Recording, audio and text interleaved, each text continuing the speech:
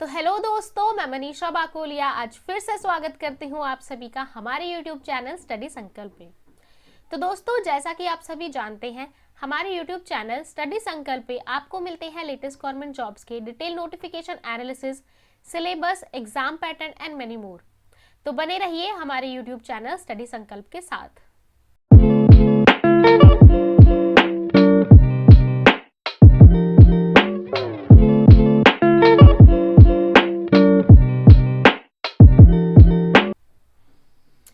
तो दोस्तों, I hope आप लोगों की प्रिपरेशन बहुत अच्छे से चल रही होगी। एंड आपको अगर फिर भी कोई इशू होता है अपनी प्रिपरेशन के दौरान, आपको अगर अपना डे शेड्यूल करवाना हो कि आपका टाइम टेबल क्या होना चाहिए, आपको टाइम फिक्स करवाना हो, तो आप हमें इंस्टाग्राम के ऊपर मैसेज कर दीजिए। हम आपको आपका पूरा शेड्यूल आपके अकॉर्डिंगली बना के देंगे। तो चलिए लेट्स स्टार्ट द वीडियो। तो दोस्तों, आज हम बात करने जा रहे हैं state bank of India SBI की सर्कल बेस्ड ऑफिसर्स की रिक्रूटमेंट के बारे में। सर्कल बेस्ड ऑफिसर यानी कि CBO की हाल ही में SBI ने रिक्रूटमेंट निकाली है। और यहाँ पे आप देख सकते हैं आपका ऑनलाइन रजिस्ट्रेशन आज से यानी कि 18 अक्टूबर से स्टार्ट हो गया और इसकी लास्ट डेट ऑफ एप्लीकेशन रहने वाली है 7 नवंबर 2022। तो 7 नवंबर से पहले पहले आप इसके लिए अप्लाई कर दें। आप यहाँ पे देख सकते हैं, यहाँ पे कॉल लेटर को डाउनलोड करने की भी एक टेंटेटिव टाइम दिया हुआ है कि नवंबर से दिसंबर में आपके एडमिट कार्ड आ जाएंगे। बट ये टेंटेटिव है, ये कंफर्म नहीं है, तो कुछ चेंजेस भी हो सकते हैं। साथ ही में SBI ने टेंटेटिव एग्जाम डेट भी दी है जो कि 4 दिसंबर 2022 है, यानी कि 4 दिसंबर। लेकिन ये कंफर्म नहीं है, ये टेंटेटिव है। तो अगर कुछ भी चेंजेस होगा SBI आपको अपडेट कर देगी। चलिए आगे हम बात कर लेते हैं वैकेंसीज के बारे में। तो वैकेंसीज अलग अलग सर्कल से अलग अलग निकली हुई है। जैसे कि भोपाल सर्कल से टोटल 175 वैकेंसीज हैं। भोपाल सर्कल के अंदर आपके मध्य प्रदेश एंड छत्तीसगढ़ स्टेट आने वाले हैं। फिर अगर मैं भुवनेश्वर सर्कल की बात करूं, जैसे कि उड़ीसा, तो यहाँ पे आपकी 175 वैकेंसीज है। सेम हैदराबाद सर्कल के अंदर भी आपकी 175 वैकेंसीज है। जयपुर जो कि राजस्थान स्टेट का है, ठीक है, सर्कल, तो यहाँ पे आपकी 200 वैकेंसी रहने वाली है। कोलकाता की 175, महाराष्ट्र की 200 और नॉर्थ ईस्टर्न सर्कल की जिसके अंदर आपका असम, अरुणाचल प्रदेश, मणिपुर, मेघालय, मिजोरम, नागालैंड एंड त्रिपुरा आएंगे, त्रिपुरा स्टेट्स आएंगे। यहाँ पे आपकी 300 वैकेंसीज है। तो इस तरीके की सभी सर्कल्स के अंदर जितनी भी टोटल वैकेंसीज हैं वो हमारी 1400 यानी 1400 हमारी टोटल वैकेंसीज है। यहाँ पे आपको लैंग्वेज का भी ध्यान रखना है। जैसे कि अगर आप भोपाल सर्कल से भरते हो तो आपको हिंदी लैंग्वेज आनी चाहिए। अगर आप भुवनेश्वर से भरते हो तो आपको ओडिया लैंग्वेज आनी चाहिए। हैदराबाद के लिए आपको तेलुगु लैंग्वेज आनी चाहिए। जयपुर के लिए आपको हिंदी आनी चाहिए। कोलकाता के लिए आपको बंगाली या फिर नेपाली लैंग्वेज आनी चाहिए। महाराष्ट्र के लिए आपको मराठी या कोंकणी लैंग्वेज आनी चाहिए। और अगर आप नॉर्थ ईस्टर्न सर्कल से अप्लाई करते हो तो आपको असमीज, बंगाली, बोडो, मणिपुरी, गारो, खासी, मिजो, कोक बोरोक, इन लैंग्वेजेस में से कोई लैंग्वेज आनी चाहिए। तो ये कंपलसरी है क्योंकि इसके अंदर लैंग्वेज का भी क्राइटेरिया है, वो भी मैं आपको बताऊंगी।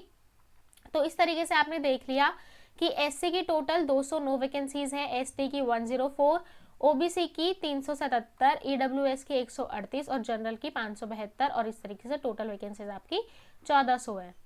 आगे बैकलॉग वैकेंसीज भी आपको दी गई है। टोटल 22 बैकलॉग वैकेंसीज है और यहाँ पे ये 4 सर्कल से बैकलॉग वैकेंसीज है, भोपाल, हैदराबाद, जयपुर और महाराष्ट्र से। तो चलिए आगे मैं आपको बता देती हूँ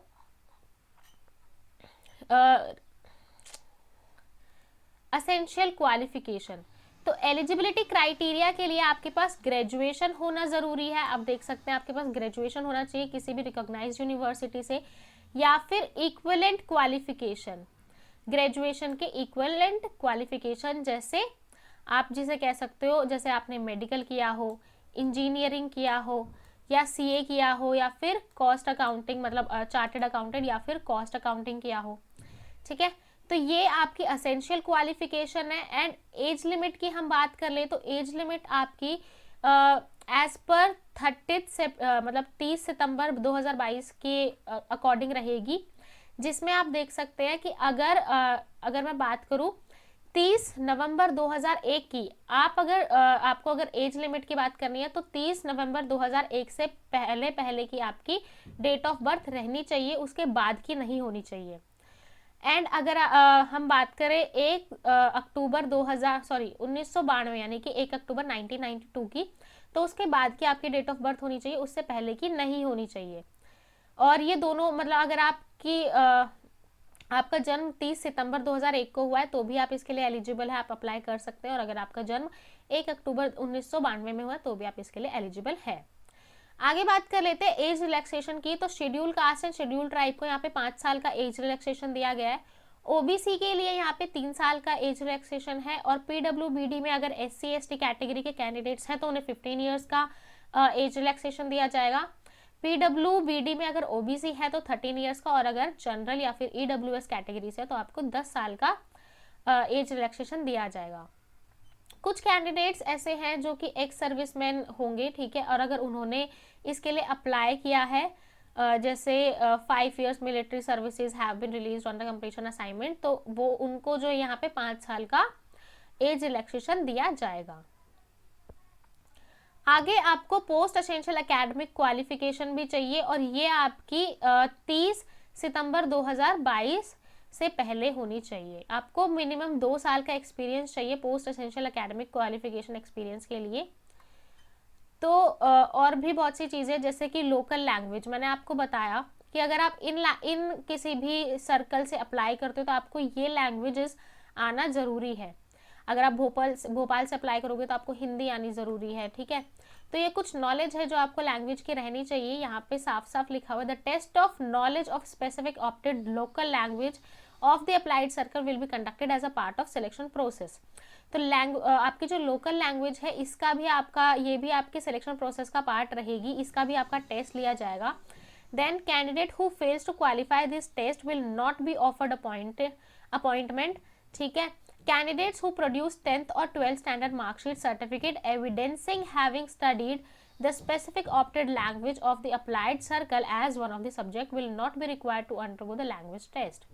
अगर कोई भी कैंडिडेट 10th और 12th स्टैंडर्ड, जो आपकी 10th क्लास और 12th क्लास की जो सर्टिफिकेट होती है, अगर आपका उनमें से जिस भी आपने सर्कल से अप्लाई किया है, जैसे कि हम एग्जाम्पल ले लेते हैं यहाँ पे, भुवनेश्वर से अगर आपने अप्लाई किया और आपकी 10th या फिर 12th के अंदर उड़िया लैंग्वेज आपने की हुई है अपने स्कूलिंग में, तो वो फिर आप अप्लाई हो जाएंगे, आपको किसी लैंग्वेज टेस्ट के लिए नहीं जाना पड़ेगा, आप डायरेक्ट इसके लिए एलिजिबल हो जाओगे, ठीक है। तो ये आपकी है एसेंशियल क्वालिफिकेशन। देन हम बात करेंगे आगे आपके सिलेक्शन प्रोसीजर की। सिलेक्शन प्रोसीजर में आप देख सकते हैं यहाँ पे ऑनलाइन टेस्ट होगा, देन स्क्रीनिंग टेस्ट होगा और इंटरव्यू टेस्ट होगा। तो सबसे पहले ऑनलाइन टेस्ट देख लेते हैं। ऑनलाइन टेस्ट आपका ऑब्जेक्टिव टेस्ट रहने वाला, ये 120 मार्क्स का होगा, और डिस्क्रिप्टिव टेस्ट आपका 50 मार्क्स का होगा। डिस्क्रिप्टिव टेस्ट जो होगा ये आपका ऑब्जेक्टिव टेस्ट के बाद होने वाला है। तो यहाँ पे आप देख सकते हैं ऑब्जेक्टिव टेस्ट आपका पहले होगा, जिसमें आपकी English language, banking knowledge, general awareness and economy and computer aptitude आपसे पूछे जाने वाले हैं। यहाँ पे इंग्लिश लैंग्वेज के टोटल 30 क्वेश्चंस रहने वाले हैं और 30 मार्क्स के रहेंगे, यानी 1 question carry 1 marks. And banking knowledge के लिए आपके 40 क्वेश्चंस रहेंगे, जनरल अवेयरनेस और इकोनॉमी के लिए आपके 30 क्वेश्चंस और जनरल एप्टीट्यूड के लिए आपके 20 क्वेश्चंस रहने वाले हैं। टोटल टाइम आपको इस अकॉर्डिंगली दिया जाएगा। इंग्लिश के लिए आपको 30 मिनट्स, बैंकिंग नॉलेज के लिए 40 मिनट्स, जनरल अवेयरनेस या फिर इकोनॉमी के लिए आपको 30 मिनट्स एंड कंप्यूटर एप्टीट्यूड के लिए आपको 20 मिनट्स दिए जाएंगे। और इस तरीके से आपके 120 क्वेश्चंस कंप्लीट हो जाएंगे, जो कि 2 घंटे में आपको ये पेपर देना है 120 मार्क्स का। देन आपका डिस्क्रिप्टिव टेस्ट होगा। डिस्क्रिप्टिव टेस्ट आपका 30 मिनट का रहने वाला है, और इस टेस्ट में आपके लेटर राइटिंग और एसे राइटिंग होंगे। यहाँ पे 2 क्वेश्चन रहने वाला है, एक लेटर का और एक एसे का, और यहाँ पे आपको टोटल 50 मार्क्स का डिस्क्रिप्टिव टेस्ट देना है। अब ये बहुत इंपॉर्टेंट चीज है, हमेशा कैंडिडेट्स का ये क्वेश्चन रहता है कि मैम कोई नेगेटिव मार्किंग है या नहीं है पेपर में। तो आप देख सकते हैं there will be no penalty for wrong answer marked in objective test. तो आपके ऑब्जेक्टिव टेस्ट के अंदर कोई भी नेगेटिव मार्किंग नहीं है, ठीक है। तो आप पूरा पेपर अटेम्प्ट करना। देन आपका स्क्रीनिंग होगा, selection mark will not be maintain for online examination, sectional marks, ठीक है। सेक्शनल मार्क्स जो है यानी कि हर एक सेक्शन के लिए अलग से आपके मार्क्स को नहीं कंसर्न किया जाएगा। आप स्क्रीनिंग के लिए देख सकते हैं online application and documents of candidates who are shortlisted based on the performance of the online examination. जब आपका ऑनलाइन एग्जामिनेशन हो जाएगा ये ऑब्जेक्टिव एंड डिस्क्रिप्टिव बेस्ड वाला, जब आप इसको क्लियर कर लेते हैं तो फिर आपका एक छोटा सा स्क्रीनिंग टेस्ट होगा जिसके अंदर आपके डॉक्यूमेंट्स वगैरह चेक किए जाएंगे, और ये होगा एसबीआई के जो हमारे जनरल ऑफिसर्स होते हैं, जर्नलिस्ट ऑफिसर, उनके थ्रू ये करवाया जाएगा, ठीक है। तो आगे फिर उसके बाद में जब आप स्क्रीनिंग कर लेते हो देन आपका इंटरव्यू होने वाला है। इंटरव्यू आपका 50 मार्क्स का होगा। 50 मार्क्स के अंदर आपके मिनिमम स्कोर आपको क्वालिफाई करना है, जो कि अभी डिसाइड नहीं हुआ, ये बैंक के थ्रू ही, एसबीआई के थ्रू ही डिसाइड किया जाएगा। फाइनल सिलेक्शन जो होगा कैंडिडेट का, आप देख सकते हैं जो ये आपको online test, descriptive and interview, तीनों चीज़ें सिलेक्शन मतलब सिलेक्शन लेने के लिए आपको तीनों चीज़ें क्लियर करनी पड़ेगी। और आपके जो ऑनलाइन टेस्ट और इंटरव्यू की रेशियो रहेगी, ऑनलाइन टेस्ट की 75% रहेगी और इंटरव्यू की 25। तो ये 3:1 की रेशियो में आपका जो पूरा सिलेक्शन प्रोसीजर है वो होगा। देन हम देख लेते हैं आपका जो रिजल्ट है, फाइनल रिजल्ट जो है, result of the candidates called for interview, final result, ये सब आपको बैंक की वेबसाइट पे, एसबीआई की वेबसाइट पे देखने को मिलेंगे, जो कि sbi.co मतलब sbi.co.in है, ठीक है। एग्जाम सेंटर्स, एग्जाम सेंटर जो आपके ऑनलाइन एग्जाम होगा उसके लिए अलग अलग सेंटर्स यहाँ पे दिए हुए हैं, मैं आपको उसकी भी लिस्ट दिखा दूंगी। तो एक टेंटेटिव लिस्ट आपको यहाँ पे दी हुई है, वो चेंज भी हो सकती है। और जब आपके एडमिट कार्ड आ जाएंगे तो फिर आपको ये अलाउ नहीं है कि आप अपना वेन्यू चेंज करने के लिए रिक्वेस्ट कर सके, क्योंकि ऐसा कोई भी क्राइटेरिया नहीं है, ठीक है। देन हम बात करेंगे सैलरी की। तो बेसिक सैलरी यहाँ पे 36,000 रहने वाली है आपकी, जिसमें आपके डीए, एचआरए जिसे हम हाउस रेंट अलाउंसेस बोलते हैं, देन सीसीए, मेडिकल और बहुत सारे अलाउंसेस इसके अंदर इंक्लूड होंगे।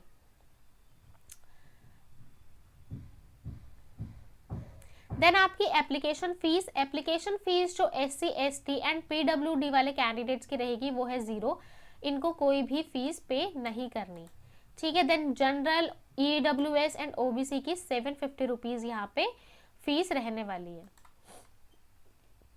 तो अप्लाई करने के लिए आपको आज से आप अप्लाई कर सकते हो और 7 नवंबर से पहले आप अप्लाई कर देना। तो यहाँ पे पूरा क्राइटेरिया दिया हुआ है नोटिफिकेशन के अंदर कि आपको कैसे अप्लाई करना है, क्या क्या चीज़ें आपको अपलोड करनी है, क्या क्या डॉक्यूमेंट्स आपको अपलोड करने हैं at the time of applying this form. यहाँ पे आपको ये भी दिया हुआ है कि आपको किस तरीके से बायोमेट्रिक वेरिफिकेशन होगी और आपको कैसे डाउनलोड करना है अपना कॉल लेटर, सब कुछ आपको आपके नोटिफिकेशन के अंदर मिल जाएगा। सो अपनी असेंशियल क्वालिफिकेशन को ध्यान में रखना एंड अपनी एज को ध्यान में रखना और फिर ही अप्लाई करना, और फॉर्म को काफ़ी ध्यान से अप्लाई करना, क्योंकि इंटरव्यू के टाइम वरना बहुत प्रॉब्लम आती है। ये आपके एग्जामिनेशन सेंटर रहने वाले, टेंटेटिव लिस्ट है, यहाँ से कुछ चेंज भी हो सकता है। तो ये आपके स्टेट कोड हैं और ये आपके स्टेट यूटी और ऑनलाइन एग्जामिनेशन सेंटर आपके कहाँ रहेंगे वो भी। जैसे कि अगर मैं अंडमान एंड निकोबार की बात करूँ, यहाँ के लिए आपका स्टेट कोड है 11।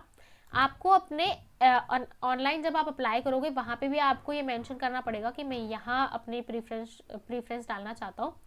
तो आपका, अगर आप अंडमान एंड निकोबार से एग्जाम देना चाहते हो तो फिर आपका ऑनलाइन एग्जामिनेशन सेंटर रहेगा पोर्ट ब्लेयर, ठीक है। इसी तरीके से आपको ये सारे दिए हुए हैं, आंध्र प्रदेश, अरुणाचल प्रदेश, असम, बिहार, चंडीगढ़, छत्तीसगढ़, ठीक है, ये सभी हैं। अगर आप दिल्ली NCR से देते हो तो आपको न्यू दिल्ली के अंदर एग्जाम पड़ेगा। अगर आप उड़ीसा से देते हो तो भुवनेश्वर में आपका एग्जाम सेंटर रहेगा।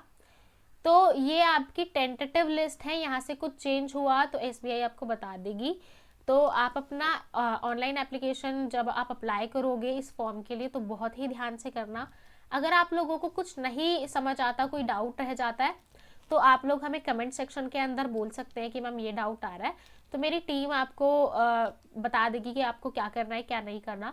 और क्योंकि कुछ कैंडिडेट्स ऐसे जिनके डाउट्स बहुत ज़्यादा होते हैं या फिर वो ठीक से नहीं समझा पाते, तो आप इंस्टाग्राम के ऊपर हमें मैसेज कर दीजिए, इंस्टाग्राम स्टडी संकल्प पे, तो वहाँ पे मेरी टीम आपको रिवर्ट कर देगी।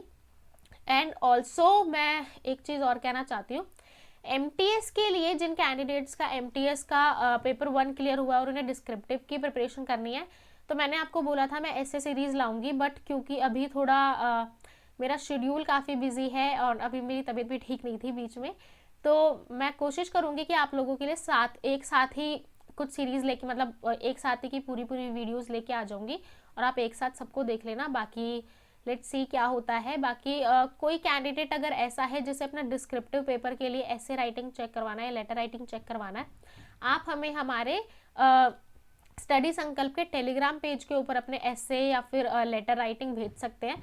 वहाँ पे आपको क्या क्या पॉइंट्स ऐड करने हैं, क्या चेंज करना है, क्या चीज़ें और ऐड कर सकते हो, क्या हटा सकते हो, सब कुछ मैं चेक करके खुद पर्सनली आपको उसके ऊपर मैसेज करके बता दूंगी। ठीक है, तो SBI के लिए आपको आई होप कोई डाउट नहीं रहेगा, और MTS के लिए भी अगर आपको हमारी हेल्प चाहिए तो you guys can ping us on Telegram या फिर इंस्टाग्राम। ठीक है, तो that's all from my side guys.